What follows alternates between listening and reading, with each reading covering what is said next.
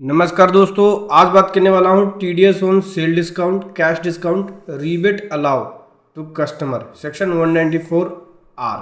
दोस्तों, जैसा कि आप सभी जानते हैं, सेक्शन 194 आर नया सेक्शन आया है। जब भी हम कोई बेनिफिट या परक्विजिस्ट देते हैं तो उस केस में टीडीएस कटता है। इस प्रकार से सेल डिस्काउंट, कैश डिस्काउंट या रीबेट डिस्काउंट भी एक तरह का बेनिफिट है। तो चलिए समझेंगे कि क्या इसके ऊपर cell discount, cash discount, rebate discount customer को देते हैं, क्या उस पर ये सेक्शन 194 आर एप्लीकेबल होगा, क्या हमें डिस्काउंट पे टीडीएस काटना होगा। चलिए समझेंगे डिटेल में। उससे पहले बताना चाहूँगा, जो भी भाई बंधु मेरे चैनल पे पहली बार है, इस वीडियो को पहली बार देख रहे हैं, जिन्होंने अभी तक सब्सक्राइब नहीं किया, सब्सक्राइब कर लीजिए, साथ ही साथ बेल आइकन पे भी क्लिक कर लीजिए ताकि इस तरह का कंटेंट आपको मिलता रहे।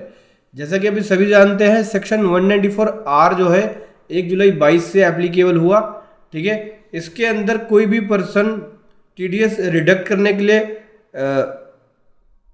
लाइबल होगा अगर कोई बेनिफिट या परक्विजिस्ट देता है मॉनेटरी रूप में या नॉन मॉनेटरी रूप में, तो उस केस में उसको टीडीएस काटना होता है। रेट क्या होता है? 10% का रेट होता है।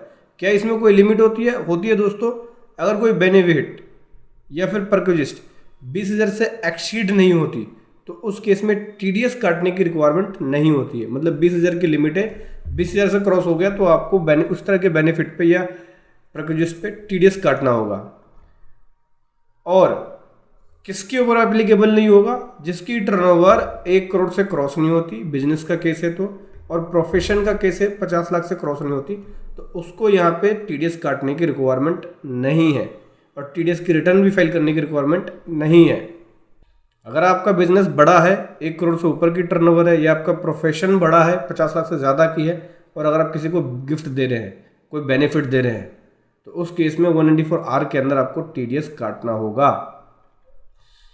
देखो, ये जब सेक्शन आया था तो गवर्नमेंट ने, मतलब बहुत सारे क्वेश्चन रेज हुआ था, तो गवर्नमेंट ने इसको क्लियर करने के लिए गाइडलाइंस भी इशू किया था और डिफ़िकल्टीज़ को रिमूव किया था।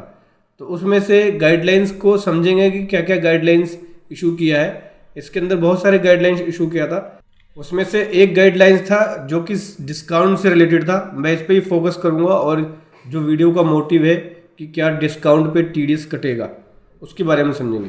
देखो दोस्तों, सेल डिस्काउंट, कैश डिस्काउंट या रीबेट डिस्काउंट कस्टमर को देते हैं तो क्या वो बेनिफिट या परक्विजिस्ट माना जाएगा?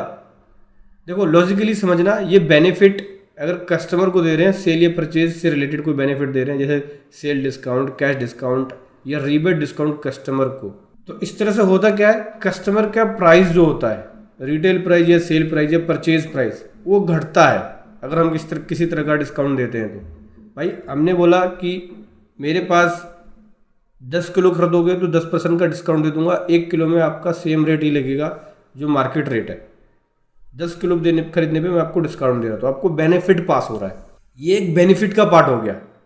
लेकिन गवर्नमेंट यहाँ पे कह रही है कि इस तरह का अगर कोई डिस्काउंट दिया जा रहा है, कैश डिस्काउंट, रीबेट डिस्काउंट या सेल डिस्काउंट, यहाँ पे हालांकि बेनिफिट पास हो रहा है लेकिन सेलर को डिफिकल्टीज होगी। इसलिए यहाँ पे डिफिकल्टी को रिमूव करते हुए गवर्नमेंट कह रही है कि इसके ऊपर टीडीएस डिडक्ट नहीं किया जाएगा सेक्शन 194 आर के अंदर।